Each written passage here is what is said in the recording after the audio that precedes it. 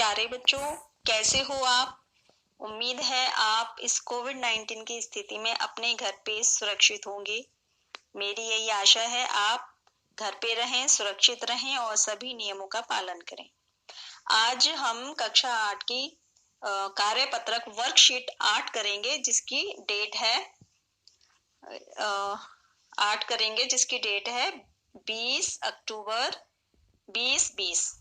पाठ का नाम है बस की यात्रा।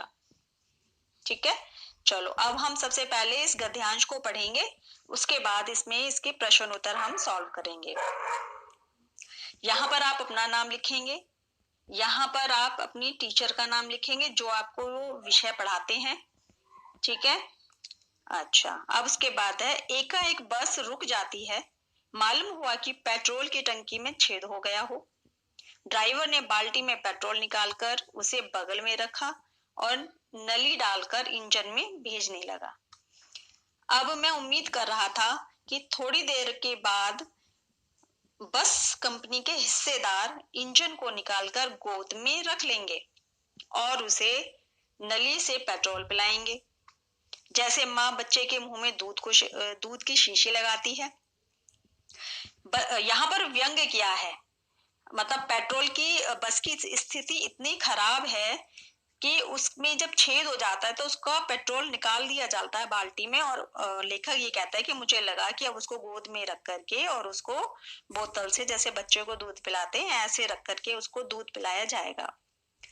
बस की रफ्तार अब 15-20 मील हो गई थी। मुझे उसके किसी भी हिस्से पर भरोसा नहीं था। ब्रेक फेल हो सकता है, स्टीयरिंग टूट सकता है। प्रकृति के दृश्य बहुत लुभावने थे। दोनों तरफ हरे भरे पेड़ थे जिन पर पक्षी बैठे थे। मैं हर पेड़ को अपना दुश्मन समझ रहा था। जो भी पेड़ आता डर लगता कि इससे बस टकराएगी। वह निकल जाता। जब वह निकल जाता तो दूसरे पेड़ का इंतजार करता। झील दिखती तो सोचता कि इसमें बस गोता खा जाएगी, गोता लगा जाएगी। एकाएक फिर बस रुकी। ड्राइवर ने तरह तरह की तरकीबें की पर वह नहीं चली। सविनय अवज्ञा आंदोलन शुरू हो गया था। कंपनी के हिस्सेदार कह रहे थे, बस तो फर्स्ट क्लास है जी, यह तो इत्तेफाक की बात है। क्षीण चांदनी में वृक्षों की छाया के नीचे वह बस बड़ी दयनीय स्थिति में लग रही थी। ऐसे लगता था जैसे कोई वृद्धा थक कर बैठ गई हो। वृद्धा मतलब कोई बूढ़ा, जैसे बूढ़ी कोई स्त्री थक कर बैठ गई हो। हमें ग्लानि हो रही थी कि बेचारे पर हम लद कर चले आ रहे हैं। अगर उसका प्राणांत हो गया तो इस बियाबान में हमें उसकी अंत्येष्टि करनी पड़ेगी। प्राणांत हो गया यानी मृत्यु हो जाएगी, तो खत्म हो जाएगी, वो बस बिल्कुल भी नहीं चलेगी। तब क्या होगा? हिस्सेदार साहब ने इंजन खोला और कुछ सुधारा। बस आगे चली। उसकी चाल और कम हो गई थी, यानी बस एक बार फिर से रुक गई थी और उसको फिर से ठीक किया गया तो वो चली, लेकिन उसकी क्या हुआ, उसकी चाल, उसकी गति जो है और भी कम हो गई पहले से। धीरे धीरे वृद्धा की आंखों की ज्योति जाने लगी। चांदनी में रास्ता टटोलकर वह रेंग रही थी। आगे या पीछे से कोई गाड़ी आती दिखती तो वह एकदम किनारे खड़ी हो जाती और कहती, निकल जाओ बेटी, अपनी तो यह उम्र ही नहीं रही। तो ये था हमारा गद्यांश था। ठीक है, अब देखो इसके अब हम प्रश्न उत्तर करेंगे। ये आपको देखो शब्दार्थ दिए हैं, कहीं अगर आपको कोई दिक्कत हो तो आप इसमें इनके अर्थ को समझ सकते हैं। ठीक है, अच्छा, अब गद्यांश के आधार पर निम्नलिखित प्रश्नों के उत्तर दीजिए। ठीक है, पहला प्रश्न हमारा क्या है, बस अचानक रुक क्यों गई? इसका उत्तर है बस रुक गई क्यों? क्योंकि उसकी पेट्रोल की टंकी में छेद हो गया है, इसलिए बस रुक गई थी। ठीक है प्यारे बच्चों, उसके बाद दूसरा क्वेश्चन है, प्रश्न है, लेखक को किस पर भरोसा नहीं था और क्यों? लेखक को बस पर भरोसा नहीं था। क्यों? क्यों नहीं भरोसा था उसको? क्योंकि उसकी जो स्थिति थी बस की वो इतनी खराब थी कि ऐसा लगता था कि उसका कभी भी ब्रेक फेल हो सकता है। क्यों नहीं था उसको भरोसा? क्योंकि उसका कभी भी ब्रेक फेल हो सकता है, कभी भी उसका स्टीयरिंग टूट सकता है। ठीक है। उसके बाद तीसरा है, लेखक हर पेड़ को अपना दुश्मन क्यों समझ रहा था? तो इसका उत्तर है, जैसे ही पेड़ आता था तो उसको ऐसे लगता था कि मतलब उसको दुश्मन समझ रहा था। जैसे ही पेड़ आता था तो उसको ऐसे लेखक को डर लगने लग जाता था कि ये जो पेड़ है वो अभी इससे टकरा जाएगा और एक्सीडेंट हो जाएगा, इसलिए उसको हर पेड़ से डर लग रहा था। अब उसके बाद है, लेखक ने बस को बेचारी क्यों कहा? लेखक ने बस को बेचारी इसलिए कहा क्योंकि एक तो उसकी स्थिति खराब थी, वृद्धा थी वो। ठीक है। और वो दयनीय लग रही थी उसकी से, क्योंकि वो वृद्धा थी, वो थक करके बैठ गई।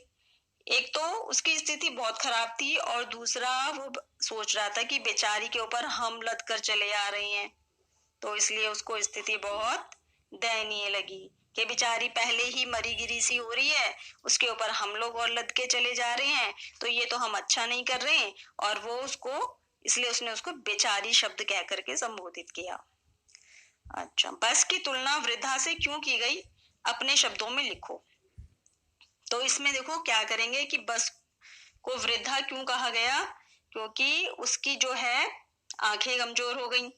जैसे बुजुर्ग होता है इंसान, उसकी आंखें कमजोर हो जाती हैं और उसको कुछ नजर नहीं आता, आंखों की ज्योति कम हो गई, वो धीरे धीरे चल रही थी। पहले भी उसको बताया था कि उसकी चाल धीमी हो गई।